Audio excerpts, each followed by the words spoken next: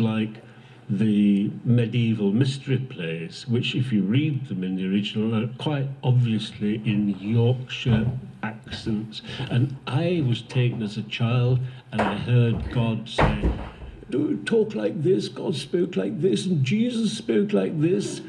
And only the comic parts were northern. So I wanted to bring northern actors into classical roles, and that now is beginning to revert again. They're all Eton and Harrow in television and theatre. That voice has to be fought for again. That's always there to fight for. I'm really interested in that, because in a part of the poem, the skinhead says to you, "Don't speak Greek, don't treat me like I'm dumb." Yeah. And at the very beginning of it, you quote Arthur Scargill telling us that his father said that the mastery of words sets him free. Mm-hmm.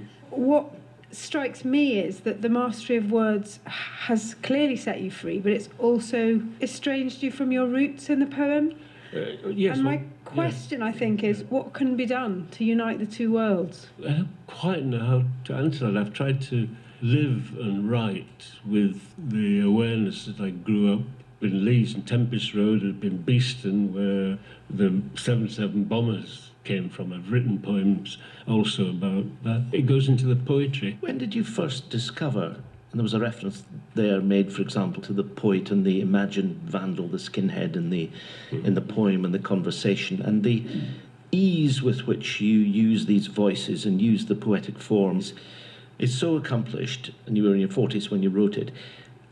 You came from a home where there wasn't much poetry. When did you find that you started to realise that you could express the kinds of feelings you've just been talking about in verse, perhaps more easily and more permanently than in conversation? I always liked writing poems. A lot of kids do. I won a scholarship to his grammar school and helped to edit a magazine called Poetry and Audience at Leeds University, where I went to study classics. I grew up with inarticulate people. My father, who was inarticulate, stumbled with words.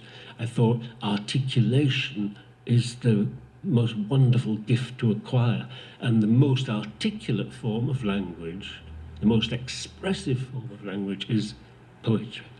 You're listening to Book Club on BBC Radio 4. Tony Harrison is talking about his poem V, and we're at the Hexham Book Festival in Northumberland.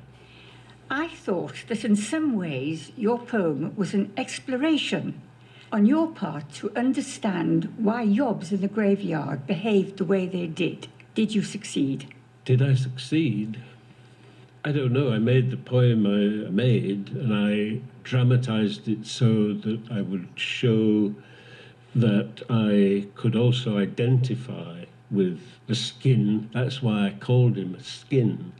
Originally I'd used punk, but then I put skin because it makes it feel it's more like me, it's also part of me.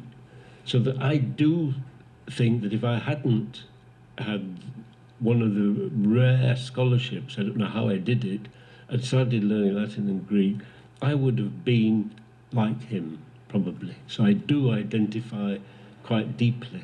There's a contrast in the poem, isn't there, between the youth unemployment, which was flowing around you at the time, and the evidence in the graveyard of the old trades. I mean, in the very beginning, in the first stanza, butcher, publican, baker, and you talk about, Byron and Wordsworth building church organs, Byron tanning luggage out of cowhides. So you've got that sense of all the trades and all the workmanship. And the permanence. If you carve your job now in these days, carved in stone. It would have to be a pretty big gravestone, wouldn't it? Yes. My secondary school headmaster once gave a stirring morning assembly lecture on graffiti, and his verdict was that those who spray graffiti do so because they have no other way to leave their mark on the world. There is that verdict also in V, but there are other verdicts, other ways of looking at the graffiti sprayers, as we heard there, Master of the Flourish tool, and I found really powerful the image of them jealous of the dead for their professions, their lifelong professions, where there is only unemployment. So I wanted to ask if you could say a few words about the verdict or verdicts you were intending to convey about those who spray graffiti. Well, I do acknowledge his creativity. I mean, he signs his name and it's mine. And I realised if I hadn't gone into language, I might well have become him. It is an argument with myself. And I've seen graffiti that I really admire. I think Banksy is a great artist. I understand the urge, and some of it is beautifully wrought.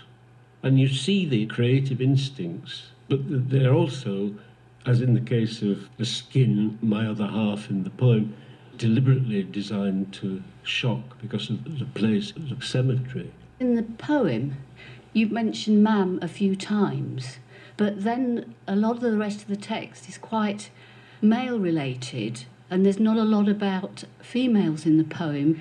And bearing in mind that it's at the time of the miners' strike, I just wondered whether you thought about putting more information in it about women at all, or whether you didn't think of it at the time. No, I mean, I admired all the women who supported the miners were brilliant, but that wasn't part of the poem then.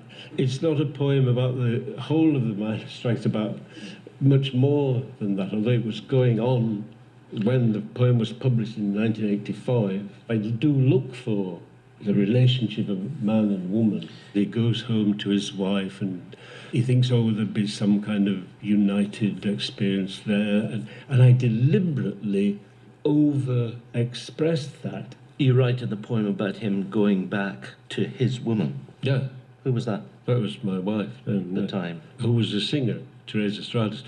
And I deliberately, if you read the poem and look at the beginning and the end, you'll see I talk about my own vandalism when I once let loose a fire extinguisher on an orchestra in Crossflats Park because I heard this soprano singing what I thought was crap, and everybody shouted "damn vandal" after me that day. And so I deliberately build all those things in to show this atmosphere of music and love, and so uninterrupted by the skin part, him saying wanker. He has the last word in that argument. Just going back to what you were saying before about your roots and where your poetry came from, I'm just interested, when the imaginary skin says in the poem that your mother didn't understand your art and that she thought your poetry obscene, what were your parents' views of your poetry? My mum said to me, Tony, you weren't brought up to write such mucky books.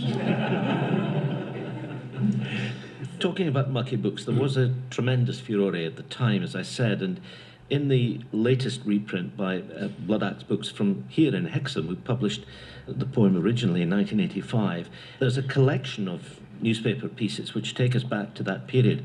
And what's interesting about them is there's a great deal of outrage about the fact that Channel 4 was going to broadcast the poem in full.